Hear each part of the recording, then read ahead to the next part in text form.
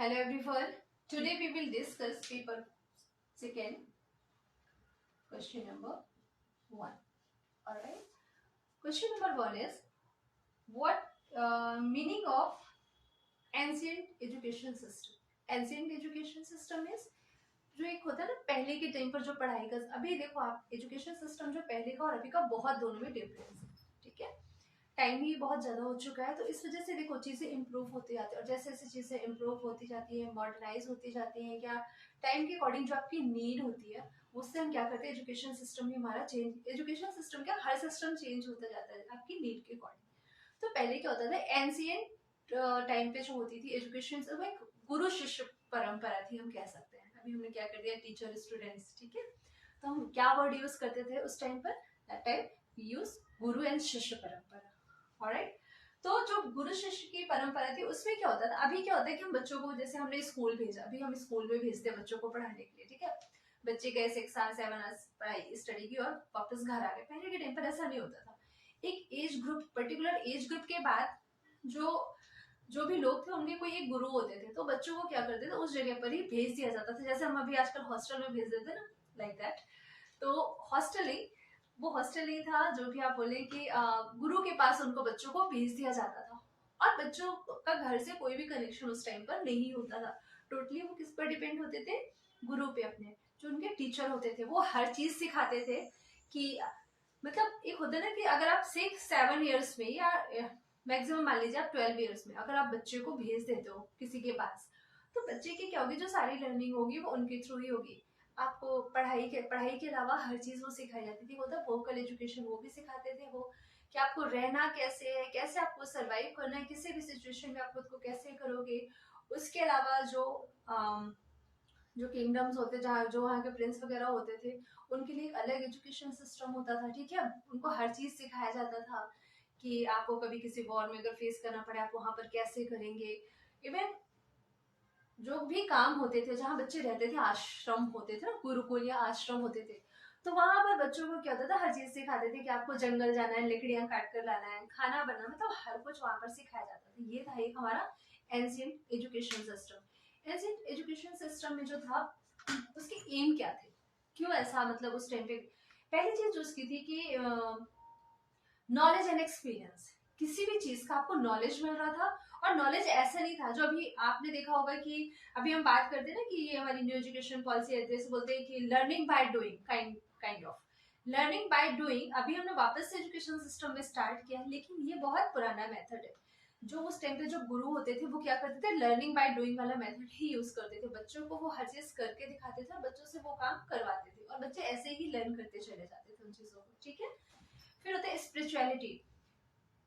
किसी भी रिलीजन का बच्चा जो होगा जो अपने गुरु के पास या टीचर के पास जो भी जाते थे स्पिरिचुअलिटी मतलब उनको एक ना मतलब अपने धर्म से रिलेट करके वो सिखाते थे हर चीज को कि आपको कौन सी चीजें कैसे फॉलो करनी है या उनको कैसे आगे कैरी ऑन करना है. Alright. Then sublimation of instinct मतलब कई चीजों को जोड़कर चलना हर चीज को लेकर चलना अपनी सोसाइटी को आप जो भी काम कर रहे हैं तो उन चीजों को लेकर चलना. आप कभी किसी गलत चीज पे ना इन्वॉल्व हो जाए. मतलब बच्चों को जैसे आजकल हम छोटी छोटी बातें सिखाते हैं पेरेंट्स सिखाते हैं कि ये काम नहीं करना चाहिए ये काम नहीं करना चाहिए. ठीक है. पेरेंट्स भी करते थे लेकिन वहां पर सबसे बड़ा रोल किसका होता था वहां पर एक गुरु का होता था और वो जो सिखाते थे उसमें पेरेंट्स का कोई भी इन्वॉल्वमेंट नहीं होता था. ठीक है. उसके अलावा होता था कि आपकी ड्यूटीज होती जैसे अभी हम पढ़ाई कर रहे हैं. ठीक है. पढ़ाई की हमने किस लिए हम कर रहे हैं पढ़ाई कि ठीक है हमारा एक तो इंटरेस्ट होगा दूसरी एक मोस्ट ऑफ मतलब सबसे बड़ा रीजन है होना भी चाहिए. ठीक है. सबको अर्निंग सबको जरूरी है सर्वाइवल के लिए हमको इनकम भी जरूरी है तो एक हम इनकम के लिए करते हैं. तो वो एजुकेशन सिस्टम में भी ये चीजें सिखाई जाती थी कि आप एजुकेशन का यूज करके अपनी पढ़ाई का यूज करके आगे जाके कैसे अर्निंग कर सकते हो. ठीक है. इसके अलावा इसके कुछ फीचर्स है. फीचर्स में अब क्या आती है पहली चीज होती है कि मतलब किस लिए सिखाया जाता था. जो उनके फीचर की हम बात करें सबसे पहले था कि आपका एक तो नॉलेज. ठीक है. नॉलेज आपका बढ़ रहा था. दूसरा आप स्पिरिचुअलिटी की तरफ भी जा रहे थे मतलब आपका जो रिलीजन था वो चीज को छोड़ नहीं रहे थे उसको लेकर आप किस में जा रहे थे एजुकेशन सिस्टम की तरफ आप बढ़ते जा रहे थे. ठीक है. फिर वहां पे एजुकेशन के ना डिफरेंट मेथड्स होते थे. जैसे आपको पहले पता होगा कि पहले के टाइम पे एक कैटेगरीज डिवाइड कर रही थी काइंड ऑफ ब्राह्मण क्षत्रिय शूद्र वैश्य लाइक दैट. तो ये जो कैटेगरीज थी तो ऐसे नहीं इनको मतलब एक किसी उस पर कैटेगरी नहीं डिवाइड की गई थी, इसलिए डिवाइड की गई थी क्योंकि उनके जो काम थे उनके अकॉर्डिंग, कि जो आपको टीचर होंगे जो वो होंगे, तो वो आपको एक पढ़ाई वाला जो आपका डिपार्टमेंट कहना चाहिए वो ब्राह्मण उनको दिया जाता था। जो वॉर वगैरह का सब प्रिपरेशन कराते थे उनको एक अलग, जैसे कि क्षत्रिय में ले लिया गया। बाकी और भी काम के लिए शूद्र वैश्य ये सब मतलब यूज करके एक कैटेगरी बनाई गई थी, ठीक है। और हर किसी को उनके अकॉर्डिंग एजुकेशन दी जाती थी। एक अभी जैसे हम बोलते हैं ना कि कोई चीज जनरेशन टू जनरेशन चले, जैसे एक बहुत बड़ा कोई बिजनेसमैन है, तो डेफिनेटली जो उनकी आने वाली जनरेशन है वो उसी बिजनेस में इन्वॉल्व होंगी। तो ये अभी का सिस्टम नहीं है कि पहले भी ऐसा होता था कि सपोज कि किसी के पिता है जो कि लकड़ी का काम करते हैं, ठीक है, तो उनके बच्चों को वो चीजें सिखाई जाती थी क्योंकि उनको आगे जाके वो वही काम करना था। उनको पता था कि ये काम मुझे आगे लेकर जाना है, और ये चीजें अच्छी भी थी। अगर अगर ऐसा नहीं होगा तो कहीं ना कहीं हम आगे जाके हमको उन चीजों की फिर कमी हो जाएगी, वो चीजें हमें मिलेंगी नहीं, वो लोग काम करने वाले नहीं मिलेंगे हमको, ठीक है। उसके अलावा आपको पता है कि जो हमारे वेद थे, 4 वेदास थे, तो वेद एजुकेशन, वेद का जो पढ़ाई है वो कराई जाती थी। सारा कुछ आपके धर्म के बारे में सब कुछ बताया जाता था। अभी आप देख रहे होंगे बहुत सारे स्कूलों में वापस से वेद उपनिषद इनकी स्टडी स्टार्ट करवा दी गई है, ठीक है, एक एक प्रॉपर बुक लगने लगी है। तो देखिए ऐसा नहीं है टाइमली वही चीजें रिपीट होती है, बोलते हैं ना टाइम अपने आप में रिपीट होता है, तो वो चीजें वापस से हमारे यहाँ फिर वही चीजें शुरू होगी। क्योंकि क्या होता है कि लोग उस एक बहुत बड़ा गैप होने की वजह से ना लोग उन चीजों को भूलते चले जा रहे हैं। अब हम मॉडर्न एजुकेशन में इतना बिजी हो गए कि वो चीजें हम यूज नहीं कर पाते, ठीक है।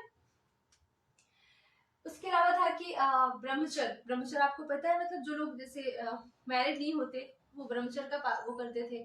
तो ब्रह्मचर्य की बात होती है कि उनको ये चीजें भी सिखाई जाती थी कि अगर आप नहीं मैरिड, शादी नहीं करते हो या आगे फैमिली में नहीं रहना चाहते तो आप किस तरीके से रहेंगे, क्या क्या काम आप उस पर फिर कर सकते हैं। तो ये सारी चीजें किस में आती थी, आपके एंशिएंट एजुकेशन में सब कुछ सिखाया जाता था। जो आपके संस्कार होते थे, आपको पता होगा कि इसके अकॉर्डिंग हमारे हिंदू धर्म के में बोलते हैं कि 16 संस्कार मतलब जो भी होते हैं, तो उस वो सारे संस्कार उनके बारे में आपको बताया जाता था। क्योंकि देखो कोई भी कास्ट हो, यहाँ पे देख किसी की बात नहीं होती है। एजुकेशन का मतलब ये नहीं होता है कि बस आपने पढ़ लिया, आपको एक बहुत अच्छी जॉब मिल गई, दैट्स इट, नहीं। हर कुछ आपको पता होना चाहिए, आपको अपने रिलीजन के बारे में, अपनी कंट्री के बारे में, अपने आसपास के लोगों के बारे में, अपने एनवायरमेंट के बारे में सब कुछ पता होना चाहिए। ये होता है एजुकेशन का रियल मीनिंग, ठीक है। तो एंशिएंट एजुकेशन में ये सारी चीजें इन्वॉल्व थी। मतलब ओवरऑल एंशिएंट एजुकेशन का जो मतलब था वो ये था कि आप ना सिर्फ पढ़ाई ना करके हर तरीके की चीजें आप सीखते थे, और एक मेथड जो था वो लर्निंग बाय डूइंग का था। वो चीजें आपको करवाई जाती थी, उसके बाद आप सीखते थे, ठीक है। Okay, thank you.